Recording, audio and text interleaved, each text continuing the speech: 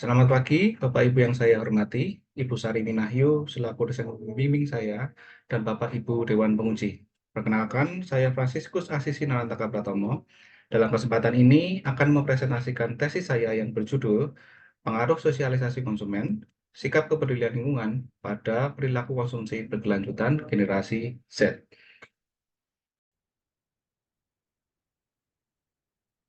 Fashion atau fashion cepat adalah jawaban industri fashion untuk memenuhi permintaan pelanggan akan kualitas dan gaya dengan menjaga harga rendah dan mengurangi siklus waktu mulai dari produksi hingga konsumsi. Inditex Group Zara secara rutin tiap 5-6 minggu mampu mengganti koleksi yang ada di tokonya. Pendekatan fashion cepat ini menghasilkan limbah tekstil dalam jumlah besar dan berkontribusi signifikan terhadap pencemaran lingkungan. Selain dampak lingkungan, fashion cepat juga terkait dengan masalah sosial seperti upah rendah dan kondisi kerja yang buruk. Isu-isu tersebut berpengaruh pada proses keputusan pembelian dan perilaku konsumsi individu, karena setiap keputusan pembelian akan memiliki konsekuensi pada ketersediaan sumber daya, mengelola limbah atau sampah, serta keberlanjutan kehidupan berikutnya. Kemudian industri fashion menanggapi dengan adanya fashion berkelanjutan seperti sustainable fashion, circular fashion, dan ethical fashion. Fashion berkelanjutan menunjukkan pertumbuhan tetapi tidak sebanding dengan pertumbuhan fast fashion yang mencapai 15,7% per tahunnya.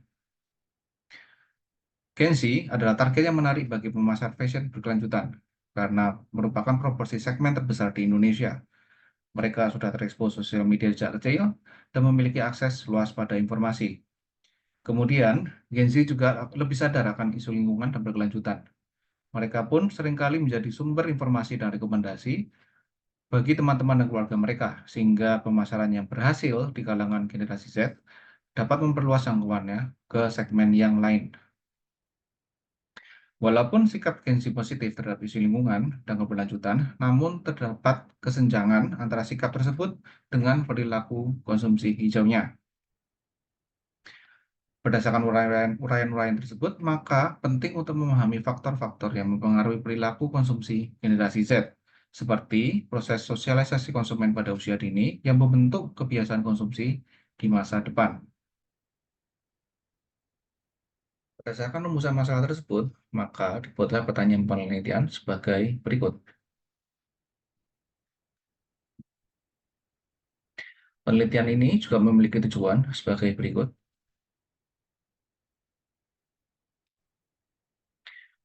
Penelitian ini juga memiliki manfaat akademis, yaitu kontribusi pemahaman konsep sosialisasi konsumen, sikap kepedulian lingkungan, dan perilaku konsumsi berkelanjutan generasi Z.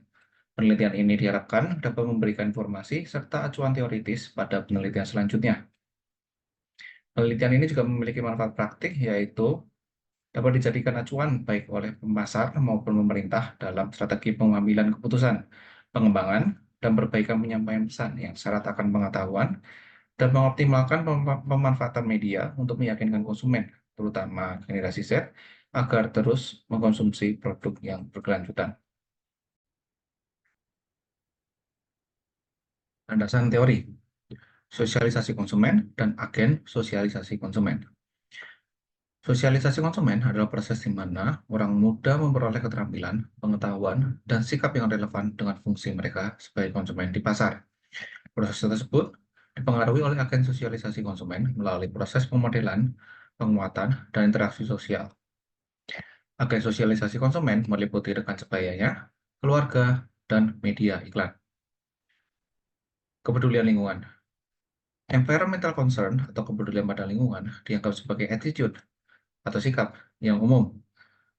Kepedulian pada lingkungan didefinisikan sebagai penilaian pada sikap pada fakta-fakta perilaku seseorang atau perilaku orang lain dengan konsekuensi pada lingkungan.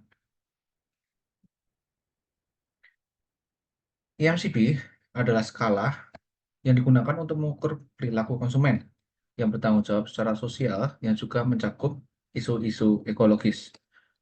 Terdiri dari 5 dimensi, yaitu eco-buy, yang adalah pemilihan produk fashion ramah lingkungan dibandingkan dengan alternatif yang kurang ramah lingkungan.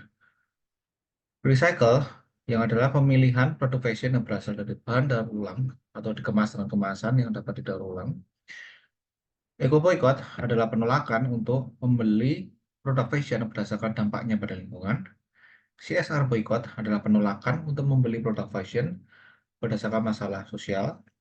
Dan yang terakhir adalah pay more, yaitu kesediaan untuk membayar lebih untuk produk yang berkelanjutan. Berikut adalah hipotesis dalam penelitian dan juga model penelitian yang diambil dari sumbernya, yaitu Lee et al. Tahun 2022.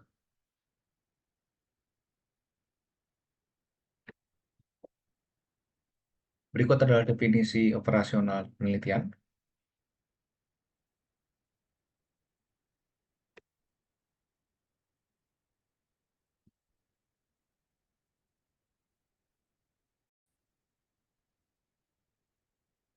Metode penelitian.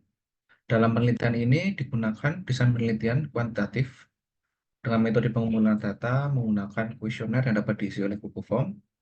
Skala pengukuran ada Likert 1-5 poin, ukuran sampelnya berjumlah 155, kriteria responden berusia 18-26 tahun, merupakan warga negara Indonesia yang pernah melakukan pembelian fashion berkelanjutan.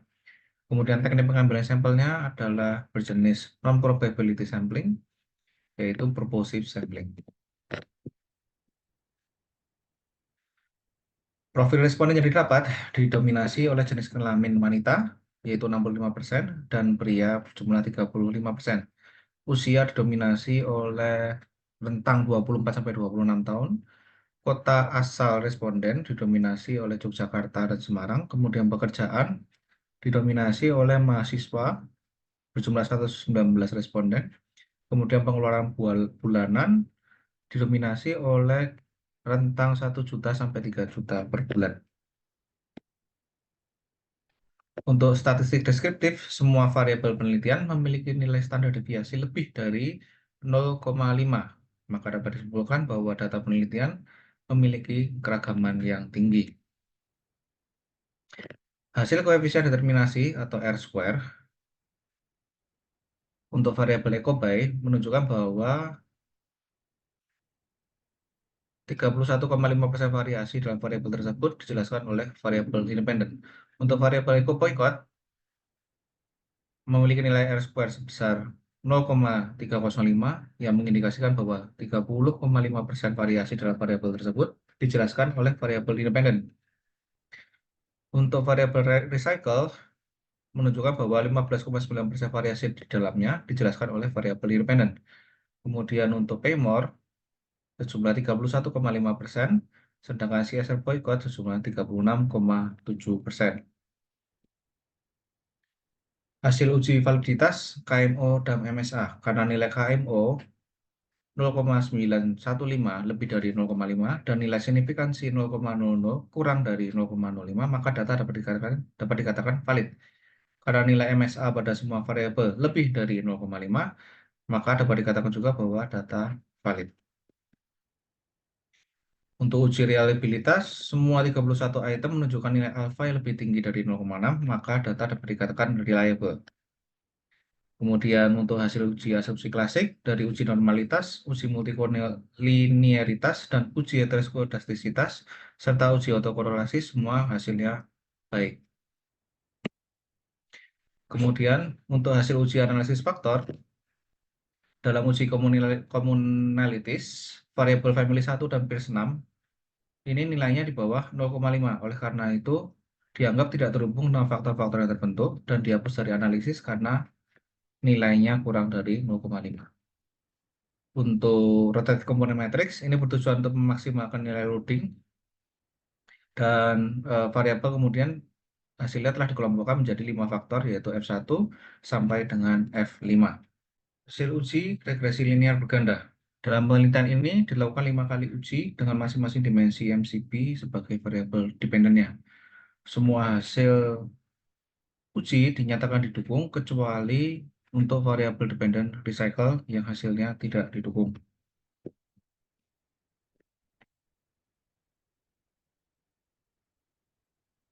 Berikut adalah summary dari semua hasil uji hipotesis yang dilakukan.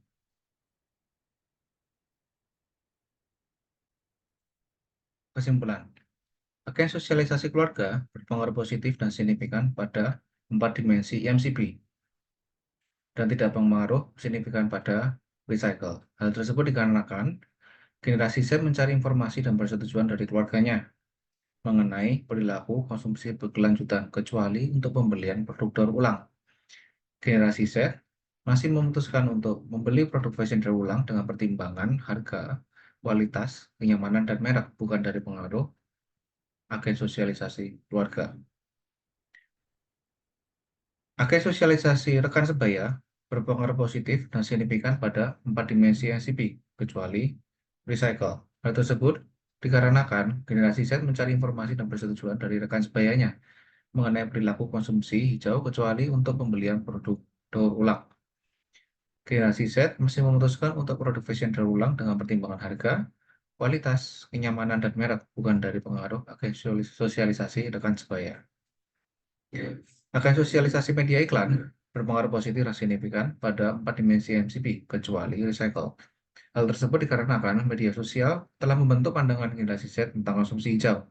Informasi yang dibagikan melalui media sosial dianggap oleh generasi Z sebagai informasi yang reliable dan dapat dipercaya.